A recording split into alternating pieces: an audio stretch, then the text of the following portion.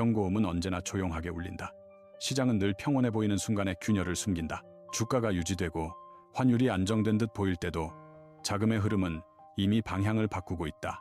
경제 위기는 폭발이 아니라 누적이다. 문제는 사람들이 그 소리를 위기가 아닌 잡음으로 착각한다는 데 있다. 지금 세계 경제는 동시에 여러 신호를 보내고 있다. 기준금리는 고점에서 내려오지 못한 채 장기화되고, 달러는 강세를 유지하며 신흥국 통화를 압박한다. 부동산 거래량은 줄어드는데 가격은 경직돼 있고, 금융시장의 변동성은 잠시 잠잠해졌을 뿐 사라지지 않았다. 이 조합은 과거에도 항상 불길한 결과로 이어졌다. 경고음은 수치로 나타난다. 국채금리의 역전, CDS 프리미엄의 미세한 상승, 은행 간 자금 조달 비용의 변화, 그리고 유동성의 속도 저하다. 이런 지표들은 뉴스 헤드라인에 잘 오르지 않지만 위기의 시작점에서는 언제나 같은 자리에 있었다. 1997년 한국도, 2008년 세계 금융위기도 예외는 아니었다. 경제 충격은 갑자기 개인의 삶을 흔든다. 어제까지 괜찮았던 직장은 구조조정을 발표하고 대출 이자는 가계의 숨통을 조인다. 자산 가격의 하락은 숫자가 아니라 선택지를 앗아간다. 소비를 미루고 미래 계획을 축소하고 불확실성을 일상으로 받아들이게 만든다. 위기는 통계가 아니라 사람의 시간 속에서 완성된다. 지금 우리는 또 하나의 갈림길 앞에 서 있다. 과거의 위기를 기억하는 세대와 그렇지 않은 세대가 공존하는 시점. 경고음은 이미 시작됐다. 이 다큐멘터리는 그 소리가 어디에서 비롯됐고 어떻게 증폭되며 우리에게 무엇을 요구하는지를 차분하게 따라간다. 듣지 않으면 사라지는 것이 아니라 더 크게 울릴 뿐이다. 위기의 징후는 언제나 주변부에서 먼저 나타난다. 겉으로 보이는 지표는 안정적이지만 그 아래에서는 미묘한 변화가 쌓인다. 최근 몇 년간 글로벌 경제는 높은 금리를 일시적 조정으로 받아들였다. 그러나 기준금리가 장기간 높은 수준에 머물면 자금의 성격이 바뀐다. 공격적 투자 자금은 사라지고 생존을 위한 현금 확보가 우선된다. 이때부터 경제는 서서히 경직된다. 환율은 가장 솔직한 신호 중 하나다. 달러 강세 국면이 길어질수록 외환 시장은 불안정해진다. 환율 변동성이 커지면 기업은 원자재 가격과 수출 채산성을 동시에 계산해야 하고, 이는 고용과 투자 축소로 이어진다. 아직 숫자는 관리 가능한 범위에 있어 보이지만 방향성이 문제다. 방향이 틀어졌다는 사실 자체가 위험 신호다. 부동산 시장 역시 침묵 속에서 변화를 드러낸다. 거래량 감소는 단순한 관망이 아니라 유동성 고갈의 전조다. 가격이 급락하지 않아도 위험은 존재한다. 대출 만기가 돌아오는 시점, 금리 부담을 감당하지 못하는 계층부터 균열이 시작된다. 연체율은 천천히 오르지만 한 번 속도가 붙으면 멈추기 어렵다. 금융시장의 CDS 프리미엄과 은행 간 금리는 이 모든 흐름을 반영한다. 작은 상승은 시장이 위험을 재평가하고 있다는 뜻이다. 아직 공포는 아니지만 경계가 시작됐다는 신호다. 위기는 언제나 이렇게 시작된다. 조용하고 느리게, 그러나 분명하게. 경제 충격은 하나의 사건이 아니라 연쇄 반응이다. 금리가 오르면 차입 비용이 증가하고 이는 곧 투자 축소로 이어진다. 투자가 줄어들면 고용이 위축되고 가계 소득의 불확실성은 소비를 움츠러들게 만든다. 이 과정은 단계적으로 진행되지만 어느 순간 임계점을 넘으면 급격히 가속된다. 경제가 갑자기 무너지는 것처럼 보이는 이유는 바로 이 지점 때문이다. 유동성은 경제의 혈액과 같다. 중앙은행이 금리를 인상하면 혈관은 조여지고 자금은 위험자산에서 안전자산으로 이동한다. 이때 문제는 속도다. 자금 이동이 빠를수록 충격은 특정 부문에 집중된다. 부동산, 고위험 기업, 신흥국 금융시장부터 압박을 받는다. 이들은 경제에서 가장 많은 레버리지를 사용하는 영역이기 때문이다. 환율은 이 연쇄 반응을 증폭시키는 장치다.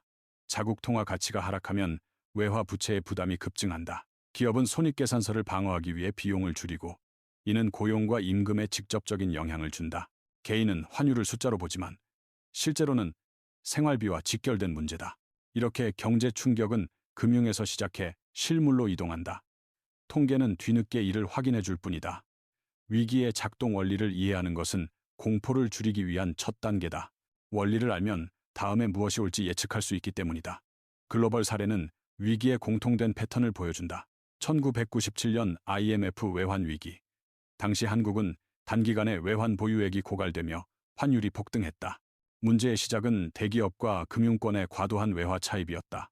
평상시에는 성장의 연료였던 외화 부채는 환율이 흔들리는 순간 국가 전체를 압박하는 족쇄로 변했다.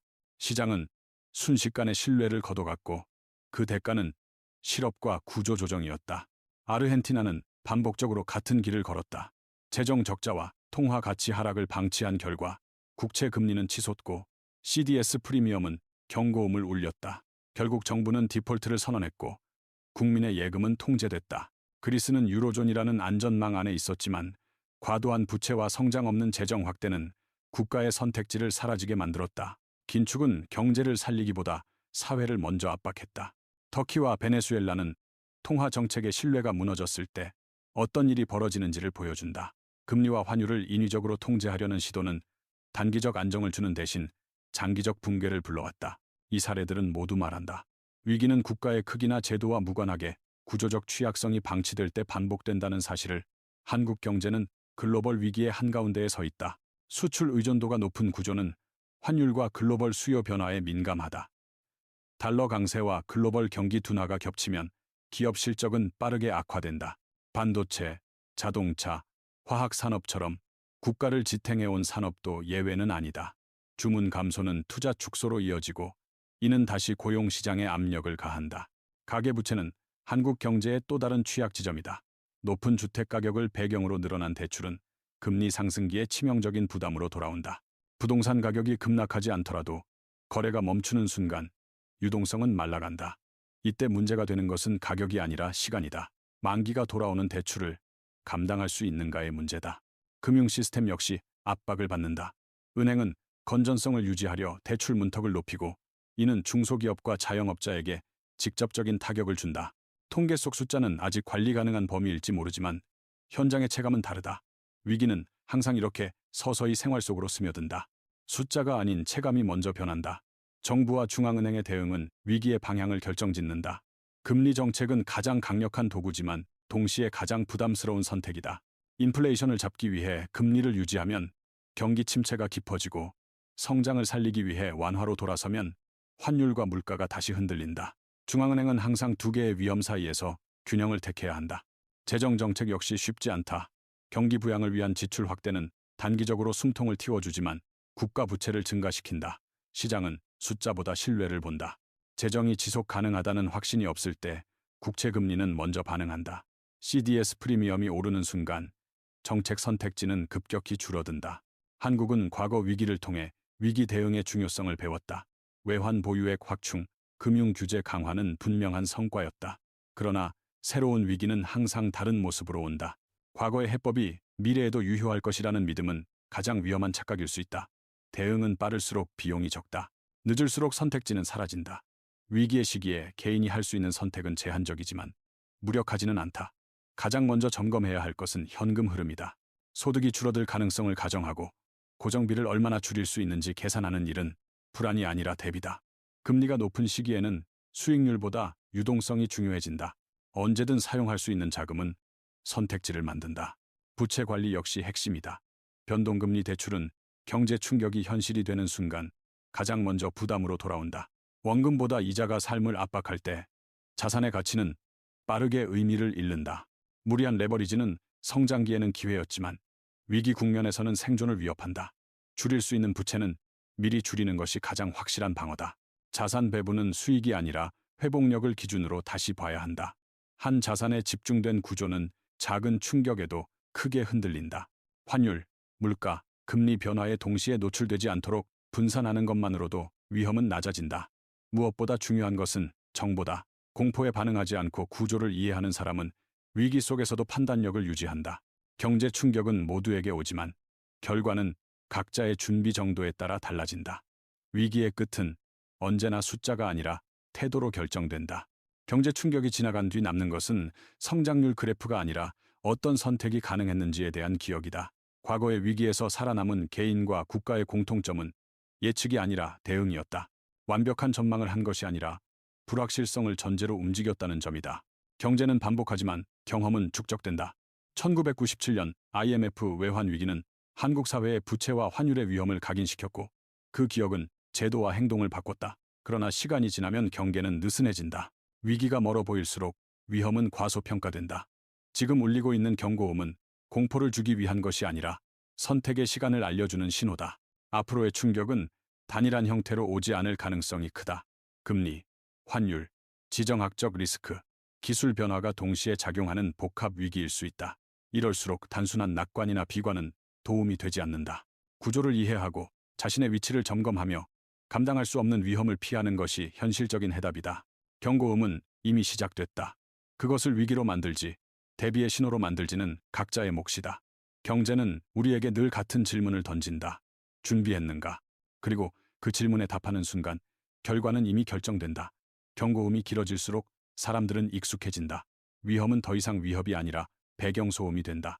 이때 가장 위험한 것이 지정학적 변수다. 전쟁, 제재, 공급망 분절은 통화 정책보다 빠르게 경제를 흔든다. 에너지 가격은 정치적 선택에 반응하고 원자재는 금융 논리보다 국경에 묶인다. 이 변화는 물가를 자극하고 중앙은행의 선택을 더욱 어렵게 만든다. 한국처럼 자원이 제한된 국가는 외부 충격에 취약하다. 에너지 수입 가격이 오르면 기업의 원가 구조는 즉시 악화된다. 이는 이익 감소로 이어지고 결국 고용과 임금에 영향을 준다. 환율이 이를 상쇄해 줄 것이라는 기대는 단기적일 뿐이다. 환율 변동성 자체가 기업의 의사결정을 지연시키고 투자를 멈추게 만든다. 금융시장은 이런 불확실성을 먼저 가격에 반영한다. 변동성 지수는 작은 뉴스에도 민감해지고 자금은 안전자산으로 이동한다. 이때 발생하는 자본 유출은 숫자보다 심리의 문제다. 신뢰가 흔들리는 순간 경제는 스스로를 방어하지 못한다. 지정학적 리스크는 그래서 항상 위기의 촉매였다. 이 국면에서 필요한 것은 예측이 아니라 가정이다. 최악의 시나리오를 상정하고 그 안에서도 버틸 수 있는 구조를 만드는 것. 경고음이 길어질수록 준비의 중요성은 커진다. 금융시장은 위기의 체온계다. 주식과 채권, 외환시장은 서로 다른 언어로 같은 신호를 보낸다. 주가가 버티는 동안에도 채권 금리는 불안정을 드러내고 단기 자금 시장의 금리는 미세하게 올라간다. 이는 유동성이 선택적으로 공급되고 있다는 뜻이다. 모두에게 열려있던 자금이 이제는 일부에게만 허락된다. 은행 간 자금 시장에서 나타나는 작은 경색은 실물 경제로 이어지는 관문이다. 콜금리와 기업 어음 금리가 오르면 기업은 운영 자금을 더 비싼 비용으로 조달해야 한다. 이 부담은 가격 인상이나 비용 절감으로 전가되고 결국 소비자와 노동자가 그 끝에 서게 된다. 유동성 위기는 그래서 금융의 문제가 아니라 생활의 문제다. CDS 프리미엄은 국가와 기업의 신뢰를 수치로 보여준다. 급등이 아니어도 방향이 바뀌는 순간 시장은 질문을 던진다. 이 부채는 안전한가? 이 정책은 지속 가능한가? 질문이 많아질수록 자금은 멀어진다. 위기는 이렇게 금융의 언어로 시작해 삶의 언어로 번역된다. 숫자를 읽는다는 것은 미래를 맞히는 일이 아니라 변화의 속도를 이해하는 일이다. 그리고 그 속도를 이해하는 순간 대응의 시간은 비로소 시작된다. 역사적으로 위기는 항상 과잉 신뢰의 시기에 잉태됐다. 시스템이 충분히 견고하다는 믿음, 이번에는 다를 것이라는 확신이 쌓일수록 위험은 눈에 보이지 않게 커졌다. 2008년 글로벌 금융위기 직전에도 금융공학은 리스크를 분산시켰다고 평가받았고 시장은 안정적이었다. 그러나 그 안정은 실제 위험이 사라진 결과가 아니라 보이지 않게 이동한 결과였다. 지금의 글로벌 경제 역시 비슷한 특징을 보인다. 파생상품과 금융기법은 더욱 정교해졌고 위험은 분산된 것처럼 보인다. 하지만 분산된 위험은 동시에 연결된 위험이기도 하다. 한 지점에서 문제가 발생하면 그 파장은 생각보다 빠르게 전파된다. 시스템은 복잡해질수록 강해지는 것이 아니라 오히려 취약해질 수 있다. 한국 경제도 이 연결망 안에 있다. 해외 금융시장과의 연계성, 외국인 자본 비중, 글로벌 공급망 참여도는 성장의 기반이었지만 동시에 충격의 통로다. 외부에서 시작된 작은 흔들림이 국내 금융시장과 실물 경제로 번지는 데는 시간이 오래 걸리지 않는다. 위기의 본질은 그래서 단순하다. 위험이 사라졌다고 믿는 순간 위험은 이미 가장 깊은 곳에서 자라고 있다. 경고음은 늘 그때 울린다. 경제 충격이 본격화되는 순간 가장 먼저 드러나는 것은 불균형이다. 그동안 가려졌던 격차가 한꺼번에 표면으로 올라온다. 자산을 보유한 계층과 그렇지 않은 계층, 고정금리와 변동금리의 차이, 대기업과 중소기업의 자금 접근성은 위기 국면에서 극명하게 갈린다. 평상시에는 관리 가능해 보이던 차이가 충격 앞에서는 생존의 조건이 된다. 노동시장도 예외가 아니다. 기업은 불확실성이 커질수록 신규 채용을 멈추고 비용 절감에 나선다. 이 과정에서 가장 먼저 영향을 받는 것은 비정규직과 청년층이다. 통계에 잡히기 전부터 체감 실업은 시작된다. 소득의 불안정은 소비 위축으로 이어지고 이는 다시 기업 실적을 압박하는 악순환을 만든다. 부동산과 금융자산의 가격 조정은 단순한 평가 손실이 아니다. 담보가치 하락은 대출 조건을 바꾸고 신용은 더 빠르게 위축된다. 이때 시장은 냉정하다. 과거의 소득이나 성장 가능성보다 현재의 현금 흐름만을 본다. 위기 국면에서 버틸 수 있는가라는 질문은 개인에게도 기업에게도 동일하게 던져진다. 경제 충격은 공평하지 않다. 그러나 패턴은 반복된다. 불균형이 큰 곳부터 흔들리고 준비가 부족한 쪽이 먼저 무너진다. 이 사실을 인정하는 것이 위기를 이해하는 또 하나의 출발점이다. 위기의 국면에서 정책의 한계는 더욱 분명해진다. 정부와 중앙은행은 완충장치 역할을 하지만 모든 충격을 흡수할 수는 없다. 금리를 내리면 환율과 물가가 반응하고 재정을 풀면 부채에 대한 의문이 커진다. 선택은 항상 비용을 동반한다. 문제는 그 비용을 언제, 누구에게 전가하느냐는 것이다. 1997년 IMF 외환 위기 이후 한국은 금융 시스템의 안정성을 최우선 가치로 삼아왔다. 그 결과 은행의 자본 건전성은 과거보다 크게 개선됐다. 그러나 위기는 항상 시스템의 외곽에서 시작된다. 비은행권, 그림자 금융, 가계부채처럼 규제의 사각지대에 있는 영역이 새로운 불안 요인으로 떠오른다. 글로벌 사례에서도 비슷한 장면이 반복됐다. 그리스는 재정 통제력을 잃은 뒤 정책 주도권을 외부에 넘겨야 했고, 아르헨티나는 통화 정책의 신뢰를 잃자 시장의 선택지가 사라졌다. 정책의 실패는 단번에 나타나지 않는다.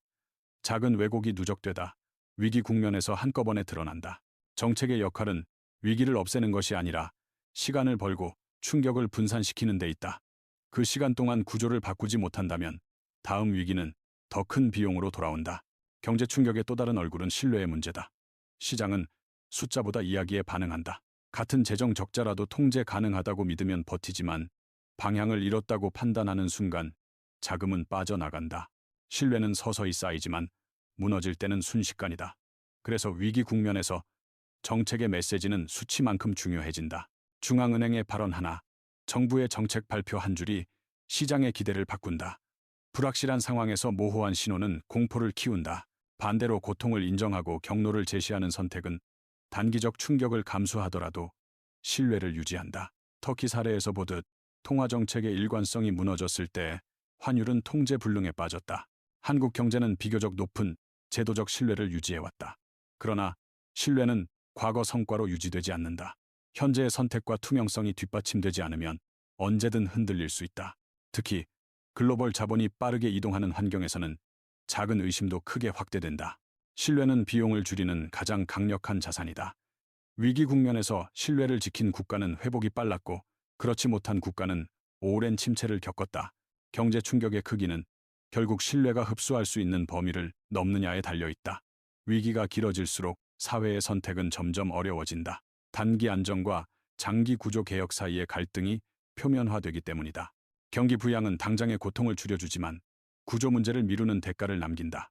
반대로 구조 조정은 미래를 위한 선택이지만 현재의 불만과 저항을 감수해야 한다. 많은 국가가 이 지점에서 결정을 미뤘고 그 결과 위기는 더 깊어졌다. 그리스의 긴축 정책은 재정 균형을 회복했지만 사회 전반에 큰 상처를 남겼다. 실업률은 급등했고 젊은 세대는 기회를 잃었다. 반면 구조개혁을 늦춘 국가는 신뢰를 회복하지 못해 더 오랜 침체를 겪었다. 위기 속에서의 선택은 옳고 그름이 아니라 어떤 비용을 감당할 것인가의 문제였다. 한국 역시 같은 질문 앞에 서 있다. 고령화, 생산성 둔화, 부채 구조는 이미 오래된 과제다. 위기는 이 문제를 새롭게 만드는 것이 아니라 더 이상 미룰 수 없게 만든다. 충격이 클수록 변화의 필요성은 명확해진다. 위기의 시간은 고통스럽지만 방향을 바꾸는 계기가 되기도 한다. 선택을 미루는 순간 선택지는 사라진다. 경제는 늘 그 냉정한 사실을 반복해서 증명해왔다. 개인의 삶에서 위기는 숫자보다 감정으로 먼저 다가온다. 불안은 소비 습관을 바꾸고 미래에 대한 계획을 축소시킨다. 안정적이라고 믿었던 직업조차 언제까지 유지될지 확신할 수 없게 된다. 이때 많은 사람들은 위기를 거대한 구조의 문제로만 인식하지만 실제 영향은 아주 일상적인 선택에서 나타난다. 외식 횟수를 줄이고 큰 지출을 미루며 저축의 의미를 다시 생각하게 된다. 금리 상승은 특히 주거와 직결된다. 대출이자 부담은 매달 반복되는 압박이 되고 이는 심리적 피로로 축적된다. 집값의 변동보다 더 큰 문제는 현금 흐름이다. 소득이 줄지 않더라도 지출 구조가 경직돼 있으면 작은 충격에도 균형은 무너진다. 위기 국면에서 가장 중요한 자산은 시간을 살 수 있는 여유다. 가족 단위의 의사결정도 달라진다. 교육, 주거, 노후 준비에 대한 계획은 보수적으로 변하고 위험을 감수하려는 태도는 줄어든다. 이는 경제 전반의 역동성을 낮추지만 동시에 개인에게는 생존을 위한 합리적 선택이다. 위기는 개인에게 질문을 던진다. 지금의 삶은 어떤 가정 위에 세워져 있는가? 그 가정이 흔들릴 때 무엇을 지킬 수 있는가? 이 질문에 답하는 과정 자체가 이미 대응의 시작이다. 위기 이후를 결정짓는 것은 회복의 속도가 아니라 방향이다. 충격이 지나간 뒤에도 이전으로 돌아갈 수 없는 영역은 분명히 존재한다. 산업 구조, 고용 형태, 자산 시장의 기준은 위기를 거치며 바뀐다. 과거의 평균이 더 이상 기준이 되지 않을 때 사람들은 새로운 정상에 적응해야 한다. 이 전환기에 어떤 선택을 하느냐가 이후 10년을 좌우한다. 글로벌 금융위기 이후 많은 국가는 저금리와 유동성 확대에 의존해 회복을 시도했다. 단기적으로는 효과적이었지만 그 대가는 자산 가격 상승과 부채 증가였다. 지금의 위기는 그 연장의 결과다. 문제를 해결하지 않고 시간을 벌면 다음 충격은 더 복합적인 형태로 돌아온다. 회복이 곧 안정이라는 착각은 가장 위험하다. 한국 경제도 회복의 기준을 다시 설정해야 하는 시점에 와 있다. 수출 확대와 자산 상승에 의존한 성장 방식은 한계에 부딪혔다. 생산성, 기술 경쟁력, 인구 구조라는 근본적 문제를 외면한 회복은 오래가지 않는다. 위기는 이 사실을 명확하게 드러낸다. 회복의 방향은 선택의 문제다. 단기 지표를 회복시키는 데 집중할 것인가? 아니면 구조를 바꾸는 고통을 감수할 것인가? 위기가 남긴 가장 큰 질문은 바로 여기에 있다. 위기의 끝자락에서 가장 중요한 것은 망각과의 싸움이다. 충격이 잦아들고 시장이 안정을 되찾기 시작하면 사람들은 다시 이전의 가정을 불러온다. 위험은 관리되고 있고 시스템은 작동하며 이번 충격은 이미 지나갔다는 안도감이 퍼진다. 그러나 역사적으로 가장 큰 실수는 바로 이 지점에서 반복됐다. 위기가 남긴 교훈이 일상으로 흡수되기 전에 사람들은 다시 위험을 정상으로 착각한다. IMF 외환위기 이후 한국 사회는 한동안 부채와 환율에 극도로 민감했다. 그러나 시간이 흐르면서 그 경계심은 점차 희미해졌다. 글로벌 금융위기 이후에도 마찬가지였다. 저금리와 유동성은 위기의 기억을 덮었고 다시 레버리지가 쌓였다. 위기가 끝났다고 느끼는 순간 다음 위기의 씨앗은 이미 뿌려지고 있었다. 이 망각은 개인에게도 동일하게 작동한다. 경제 상황이 조금 나아지면 위험 관리보다는 수익 추구가 우선된다. 부채는 다시 늘고 자산 가격 상승은 영구적인 것처럼 받아들여진다. 그러나 구조가 바뀌지 않았다면 안정은 착시일 뿐이다. 금리, 환율, 유동성 중 어느 하나라도 다시 흔들리면 과거의 불안은 더 큰 규모로 되돌아온다. 위기는 끝나는 것이 아니라 형태를 바꿔 잠시 숨을 고를 뿐이다. 경고음이 늦은 것처럼 느껴질 때야말로 가장 차분하게 점검해야 할 시간이다. 무엇이 달라졌고 무엇이 여전히 그대로인지 그 질문을 멈추지 않는 사회와 개인만이 다음 충격 앞에서 같은 실수를 반복하지 않는다. 다음 충격을 예측하는 일은 불가능에 가깝다. 그러나 취약한 지점을 식별하는 것은 가능하다. 금리의 방향, 환율의 변동성, 부동산 거래의 회복 여부, 그리고 유동성의 속도는 앞으로도 가장 중요한 관측 지점이 될 것이다. 이 지표들은 단독으로 의미를 갖기보다 동시에 움직일 때 경고음을 만든다. 하나가 흔들릴 때는 조정이지만 여러 개가 함께 흔들릴 때는 구조의 문제다. 지정학적 리스크와 기술 변화는 이 구조를 더 복잡하게 만든다. 공급망의 재편, 에너지 전환, 인구 구조 변화는 단기간에 해결되지 않는다. 이 과정에서 비용은 불균등하게 분배되고 사회적 갈등은 커진다. 경제 충격은 단지 성장률을 낮추는 사건이 아니라 선택의 기준을 바꾸는 사건이다. 무엇을 우선하고 무엇을 포기할 것인가의 문제로 확장된다. 개인과 기업, 국가는 같은 질문 앞에 선다. 지금의 구조는 다음 충격을 견딜 수 있는가? 이 질문에 대한 답은 낙관이나 비관이 아니라 점검과 조정에서 나온다. 작은 조정은 큰 충격을 막을 수 있지만 조정을 미루면 선택지는 사라진다. 다음 경제 충격은 이미 시작됐을지 모른다. 그러나 결과는 아직 정해지지 않았다. 경고음을 신호로 받아들이는 순간 위기는 대비의 시간으로 바뀐다. 그리고 그 차이가 결국 미래를 가른다. 경제는 언제나 우리보다 한 발 앞서 움직인다. 우리가 체감하기 전에 방향을 바꾸고 이해하기 전에 속도를 낸다. 그래서 경고음은 늘 늦게 인식된다. 이미 시작된 충격은 되돌릴 수 없지만 그 충격이 남길 결과는 선택에 따라 달라진다. 위기를 겪은 국가와 개인의 차이는 예측 능력이 아니라 경고음을 어떻게 해석했는가에 있었다. 한국 경제는 여러 차례의 위기를 통과하며 강해졌지만 동시에 새로운 취약성을 안게 됐다. 금리와 환율, 부채와 유동성, 그리고 지정학적 불안까지 어느 하나도 단독으로 작동하지 않는다. 이들이 동시에 움직일 때 시스템은 시험대에 오른다. 지금 울리고 있는 마지막 경고음은 공포를 조장하기 위한 신호가 아니다. 준비하라는 요청에 가깝다. 위기는 항상 누군가의 일상이 무너지는 방식으로 완성된다. 그러나 같은 위기 속에서도 누군가는 시간을 벌고 선택지를 지킨다. 구조를 이해하고 감당할 수 없는 위험을 줄이며 유동성을 확보한 사람들이다. 이 다큐멘터리가 전하고자 하는 메시지는 단순하다. 경제는 통제할 수 없지만 대응은 선택할 수 있다. 다음 경제 충격은 이미 시작됐을지도 모른다. 하지만 그 끝이 붕괴가 될지 전환이 될지는 아직 결정되지 않았다. 경고음을 듣는 순간 미래는 다시 열리기 시작한다.